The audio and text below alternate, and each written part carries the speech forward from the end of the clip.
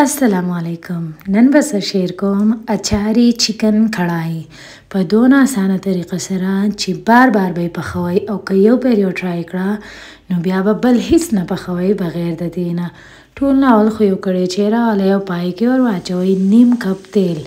دغه تیل ته اوس مرچکې ور واچوئ خو په مرچکې کې د اولې نه کټ ولګوئ چې ډزیږي نه. کله چې دا مرچکې ښکلې وترسخیږي نو بس دا تیل جدا کوئ یو سایډ ته کېږدئ. اوس ورته واچوئ چکن او د خپل سایز په پیسز کې کټ کړئ. دغه چکن چې ښکلی وترسخیږي نو دې ته اوس ور واچوئ اوږه، خو اوږه ورته موږ بالکل روغه ور اچولې. په دې طریقه سره یې صفا کړئ، یخته یخته ترې کټ کړئ او وینځئ. دا دواړه ښکلي وترسخوئ چې بالکل ښکلی کلر پرې راشي. د ذایقې مطابق مالګه ته ور واچوئ او سر پرې کېږدئ.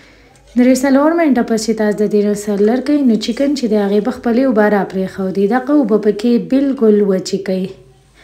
تاسو لیدلی شئ چکن چې د هغې تیل چې دی هغه دې جدا شوي دي، مطلب چکن ترسخېدلی دی.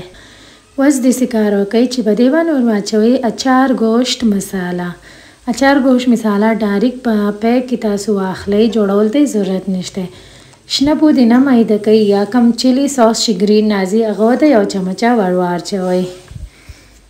2-3 منټه دپاره یې وترسخوئ چې کله تاسو پوه شوئ چې بالکل مساله چې د هغه سره شوې ده نو په دې ټایم کې ورته ټماټر ور واچوئ. 5-6 دانې ټماټر بالکل په منځ نیم کړئ او یو چمچه یا غټه سمسۍ اوبه چې د هغه ته ور واچوئ او 15 منټه دپاره پرې سر بند کړئ.